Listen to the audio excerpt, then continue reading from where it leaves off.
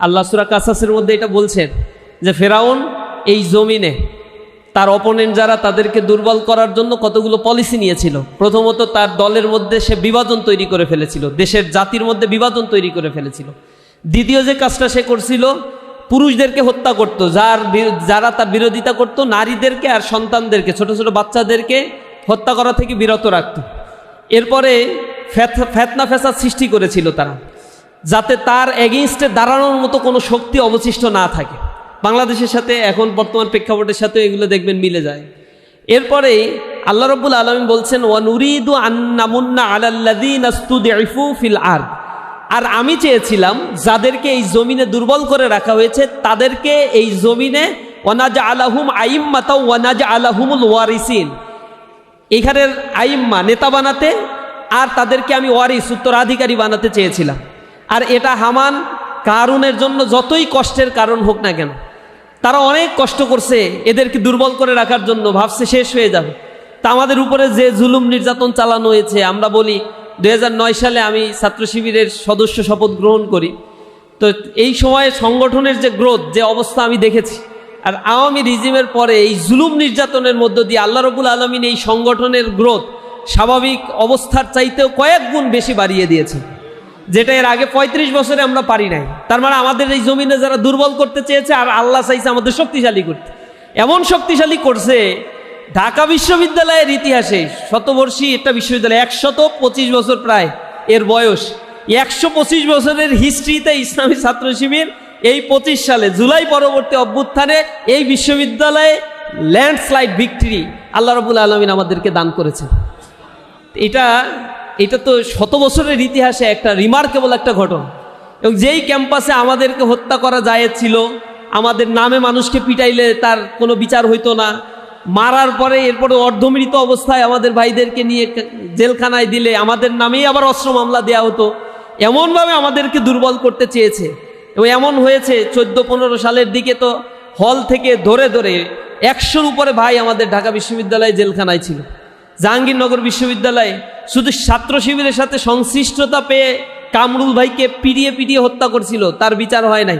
কামরুল ভাই শুধু ছাত্র শিবির করে এই কারণ। আল্লাহ রাব্বুল আলামিন সেই জমিনটা আমাদেরকে দিয়েছেন, আমাদেরকে সেখানে সম্মানিত করেছেন। আমরা বাংলাদেশকে গড়ে তুলব ইনশাআল্লাহ। এবং আপনাদের লায়াবিলিটি তো আছে, ঢাকায় বসে থাকলে তো আর স্বপ্ন পূরণ হয় না। এজন্য আপনারা যেটা করতে পারেন, এলাকায় তো যেতেই হবে যখন সুযোগ পান। এখন একটু ছুটি টুটি নিয়ে হইলেও বছরের অন্য ছুটি প্লাস মাইনাস করা, একটু অনুরোধ থাকলো এলাকা ভিত্তিক একটু মুভ করেন। খালি ওয়াজ নসিহত দিয়ে কোনো জমিন পরিবর্তন হয় না, জমিন পরিবর্তন হয় জমিনে থেকে। সুতরাং ওইখানে একটু যাওয়া দরকার। 2 ধরনের হেল্প প্রয়োজন, ফিজিক্যালি প্রয়োজন, ভোট কাস্টিং করা। আপনার আত্মীয় স্বজন যদি ফোন দেওয়া শুরু করেন তো 500-700 এমনিই পাওয়ার কথা আপনাদের।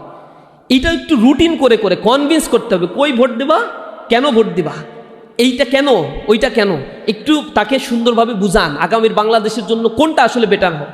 প্রত্যেকে যদি এরকম একটা টার্গেট নেই যে 500 করে আমরা মোটামুটি ভোট কনভিন্স করে ফেলবো, আমাদের আত্মীয় স্বজন, বন্ধু বান্ধব, পাড়া প্রতিবেশী, ভাই বোন যা আছে যেইখানে, তাদেরকে এইখানে কনভিন্স করা দরকার। এটা আমার ঢাকায় থাকলেও এই কাজটা করতে পারে। দ্বিতীয় হচ্ছে ক্যাম্পেইন করা। আমি যেহেতু 5 নম্বর কুমিল্লা 5 আসনের বাসিন্দা, আমার সাথে তো অনেক বন্ধু বান্ধবের ফ্রেন্ড লিস্টেই যোগাযোগ, তো 1000 মানুষ আমার সাথে আমাকে ফলো করছে, আমার ফ্রেন্ড লিস্টে আছে। আমি যদি প্রতিদিন একটা একটা বিষয় নিয়ে লেখালেখি করি, একটু বিষয়গুলোকে কাউন্সিলিং করি, যত প্রচার হবে ততই প্রসার হবে। অনেক ভালো ভালো কন্টেন্ট তৈরি হচ্ছে জামাত ইসলামের, মোবারক ভাইয়ের অনেক কন্টেন্টগুলো তার পেজে দেখা যাচ্ছে। কি আপনারা পাঠাইলো আর বলবে ভাই একটু আপলোড দেন না, দেখেন না এগুলো একটু আপনারা দেন, ছড়াই দেন, এগুলো কেন বলবে? আপনি একেবারে ফলো দিয়ে রাখবেন, কোন কন্টেন্টটা আপডেট হয় সাথে সাথে সেই কন্টেন্টটা সবার আগে আপনার পেজ থেকে, আপনার ফেসবুক প্রোফাইল থেকে সেটা আপনি পোস্ট দিবেন। শুধু ফেসবুক না, লিঙ্কডইনও ব্যবহার করতে পারেন, টুইটারও ব্যবহার করতে পারেন, যার যে সুযোগটা আছে। এখন টিকটকে তো ইয়াং জেনারেশন এখানে ঢুকে গেছে, এবং দাড়িপাল্লার গান দেখি টিকটকে বেশ ভালো চলতেছে। টিকটকে যাদের অ্যাকাউন্ট আছে ব্যবহার করেন, ইয়াং জেনারেশনের কাছে এই পারসেপশনটা তুলে ধরার জন্য টিকটক, এটাও সোশ্যাল মিডিয়া। এই মিডিয়াগুলোকে আমাদের ব্যবহার করতে হবে। মেইন স্ট্রিম মিডিয়া তো একটা বড় দল সব দখল করে নিছে, মনে করছে মেইন স্ট্রিম মিডিয়া দখল করে বিশাল এক ক্ষমতার পাহাড় তারা গড়ে তুলবে। আওয়ামী লীগও এই চিন্তা করছিল, এবং এই মিডিয়াই তারা ডুবাইছে। ওই প্রেস কনফারেন্সের কথা মনে আছে না, রাজাকারের নাতিপুতিরা কি পাবে, ডুবাইছে না, তেল দেয়া সাংবাদিকরা ডুবাইছে না। এই মিডিয়াগুলো এখন আবার তেলবাজি শুরু করেছে, মানে ডুবানোর জন্য। আর কিছু অবশিষ্ট দরকার নাই, আমাদের ওদের নিয়ে কোনো কথা বলারও দরকার নেই, এমনি এমনি শেষ হয়ে যায়। যাদের পেছনে ধরছে তারা তাদেরকে ডুবায় ছাড়বে, এরা যাদেরকে ধরছে তাদেরকে এই দশা করেই ছাড়ছে। ওইটা চিন্তা ভাবনা না করে আমাদের হাতে যে মিডিয়া আছে, 80% মানুষ এখন তথ্য ক্যারি করে হচ্ছে সোশ্যাল মিডিয়ার মাধ্যমে। সুতরাং এই 80% ইনফ্লুয়েন্সের সেক্টরটা আপনার হাতে আছে, আপনাকে মনে রাখতে হবে এবং কনফিডেন্স রাখতে হবে। ইনশাল্লাহ আগামী দিন তো পরিবর্তন হবে, এই পরিবর্তন আমাদের হাত ধরেই হবে। আপনারা সমীক্ষা দেখছেন, সর্বশেষ যে জরিপ দেখেছেন, এর আগেও জরিপ দেখেছেন, জরিপগুলো একটু ক্যালকুলেশন করবেন, দেখবেন ওইখানে লেগেছে 34% বিএমপি, 33% জামাত, 7% এনসিপি, 4% চরমোনাই, অন্য দল আর 3-4% মিলেজিলে আছে। আচ্ছা, যোগ টোগ করলে এই যে 10 দলীয় জোট যেটা হয়েছে, তা কত শতাংশ হয়? হিসাব কিতাব করে দেখবেন ওইখানে 40 পার হয়ে গেছে, আর ওরা এখনো 35-এ আছে। এই জন্য মাথাটা কিন্তু ঠিক নাই, এই জন্য মাথাটা ঠিক নাই। এখন যা ইচ্ছা তাই করতেছে, এরে মারতেছে, ওরে ধরতেছে। আগে যে চিন্তা করছিল যে 200 আসন নিয়ে তো এমনিই যাব, পারলে 280 নিয়ে যাই কিনা এটা নিয়ে সন্দেহ ছিল। এখন হচ্ছে ওই যে চাল চুলা কিছুই নাই, এমন একটা অবস্থা যে 150 পরে কিনা এটা নিয়েই টেনশনে আছে। কিন্তু টেনশনটা দিন যত যাচ্ছে ততই বাড়তেছে। এখন আমাদের এই ভূমিকাটা রাখতে হবে, সোশ্যাল মিডিয়ার এই মাধ্যমে ইয়াং জেনারেশনের কাছে আমাদের অ্যাপ্রোচটা, আমরা কি বলতে চাই এটা একটু আমরা তুলে ধরবো। আমরা তো কারো কাছে ফেক কোনো কিছু চাই না, আমরা তো তাদেরকে ইলিগাল কোনো প্রেফারেন্স চাই না। আমরা সৎ কথাগুলো, হক কথাগুলো মানুষের সামনে তুলে ধরবো। এই কাজটা অন্তত ঢাকায় বসেও করা যায়, যে জায়গায় থাকেন না কেন। আর অর্থনৈতিক সহযোগিতা, এখন টাকা পকেটের মধ্যে কুফু করে যদি রাখেন আর ব্যাংকে ব্যালেন্স করে রাখেন, আর যদি কোনোভাবেই কোনো নেগেটিভ নিউজ পরবর্তীত হয়, আল্লাহর কাছে দায়ী থাকতে হবে। কিন্তু এজন্য এখন যার যতটুকু সামর্থ্য আছে একটু পকেটটা খোলেন, একটু দান সৎকার করার চেষ্টা করেন। এখন আমাদের তো 10-এর লাঠি 1-এর বোঝা।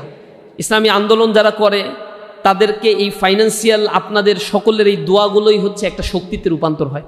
আমরা আশা করি আপনারা সেই জায়গা থেকে শুধু নিজে দেবেন না, নিজের বন্ধু বান্ধব আছে না।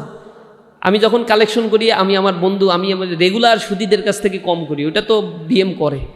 আর কালেকশন করি হচ্ছে আমার যারা বন্ধু, নতুন বন্ধু যারা হয়েছে, ওয়েল উইশার, যারা আমারে খুব ভালোবাসে বলে, তাদের বলি ভালোবাসা খালি মুখে মুখে দেখাইলে হবে না, বিয়ামওয়ালিকুম ওয়াংফুসিকুম। এই জন্য জানের চাইতে আগে আল্লাহ বলছে মাল, তাহলে আগে ওইটা দেন, এরপরে দেখবানি মিছিল মিটিংয়ে কতটুকু কি পারফরমেন্স করে। ভালোবাসি বললেই হচ্ছে দিতে হবে কিছু। আল্লাহ রাসূলকে ভালোবাসি বলছে, তার মানে হচ্ছে দেও কিছু। সবই দিছে তারা, গনি থেকে ফকিরের দিকে রূপ নিছে। তার বন্ধু বান্ধব জিজ্ঞাসা করছে, বলছে যে আমি আল্লাহর সাথে ব্যবসা করছি, এবং সেই ব্যবসা তো আল্লাহ নিজেই কোরআনে সার্টিফাই করেছে, আল্লাহ আদুল্লুকুম আলা তিজার, তোমাদের একটা ব্যবসার কথা বলে দেবো না। সেই ব্যবসার ভিতরে যেহেতু আমরা এসেছি, আমরা সেই জায়গায় আমাদের ইনভেস্টমেন্টটা এখন করা দরকার।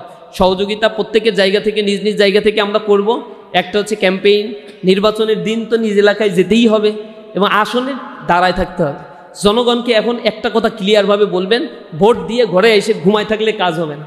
ভোট দেবো, ভোট কেন্দ্রেই দাঁড়ায় থাকবো।